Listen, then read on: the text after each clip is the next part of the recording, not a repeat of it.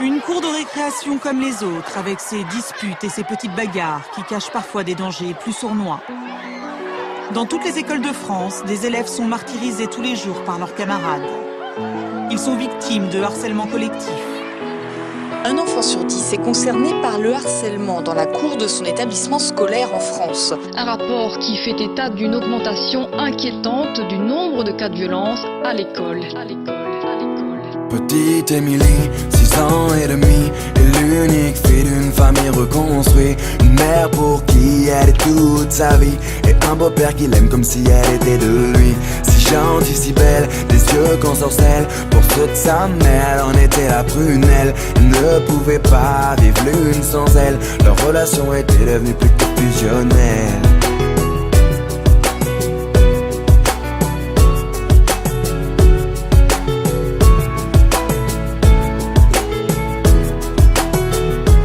Petite Émilie, à 8 ans passés, rien n'a changé sauf qu'elle a déménagé. Fini la campagne isolée, elle vit maintenant en ville car sa maman fut mutée. Une nouvelle école, de nouveaux amis, elle ne mit pas longtemps à s'adapter à cette vie. Du haut de ses 8 ans, on peut dire qu'elle est ravie, car tout va pour le mieux pour petite Émilie.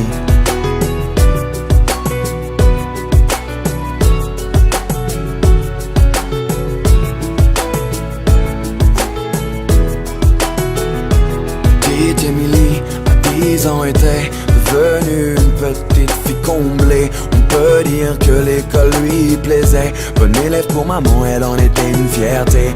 Un peu rondelette, de bonnes petites joues. Elle essuie les critiques de quelques jaloux. Devant les profs, ils l'appelaient bouffe-tout. Mais ce ne sont que des enfants après tout. Depuis quelque temps, une nouvelle forme de violence se développe sur les réseaux sociaux. Elles prennent différentes formes, elles peuvent prendre la forme de châtiment corporel, mais elles peuvent aussi prendre une forme plus insidieuse, qui est tout ce qui est la violence plus psychologique. Petite Émilie, à 12 ans maintenant, adolescente renfermée aux grandes dames de maman. Fini le joli visage souriant, c'est une petite fille maussade qu'elle est devenue à présent. Faut dire qu'au collège, tout avait changé. Trop d'élèves ne faisaient que de se moquer.